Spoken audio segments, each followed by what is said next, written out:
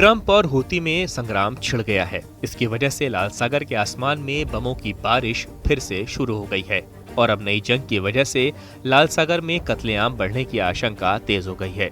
America ने Yemen में Houthi विद्रोहियों पर जबरदस्त हवाई हमले किए। इन हमलों के बाद हूती भड़क गया। हूती ने अमेरिका को इन हमलों की कीमत चुकाने की धमकी दी है। ऐसे में एक बार फिर यमन और लाल सागर में खूनी संघर्ष तेज होता दिख रहा है।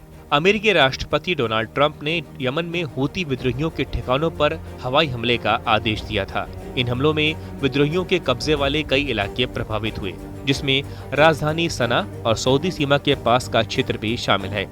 इन हवाई हमलों में कम से कम 53 लोगों की मौत हुई और करीब 100 लोग घायल हुए। हूती अधिकारियों के मुताबिक मारे गए लोगों में 5 महिलाएं और 2 बच्चे शामिल हैं।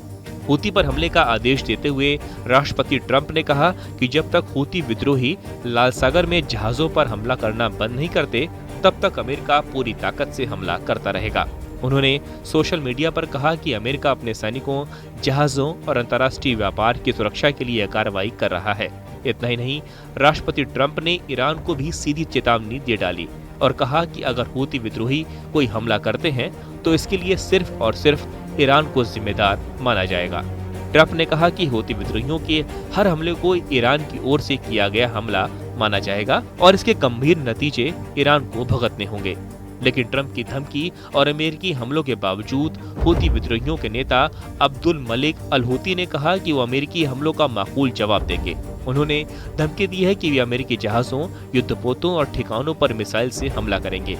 हूती प्रवक्ता मोहम्मद अब्दुल सलाम ने ट्रंप के दावे को झूठा बताते हुए कहा कि उनका समूह अंतर्राष्ट्रीय जहाजों के लिए खतरा नहीं है। अब यमन और अमेरिका में हूती की वजह से सीधा टकराव शुरू हो गया है, जिससे यमन में हिंसा बढ़ने की आशंका गहरा गई है। एक तरफ हूती विद्रोहियों ने अमेरिका को खुली चुनौती दी है और कहा है कि अगर अमेरिका अपने हमले जारी रखता है तो वे लाल सागर में अमेरिकी जहाजों पर हमला करना जारी रखेंगे, और दूसरी तरफ ट्रंप ने हूती पर हमले का आदेश दे दिया है।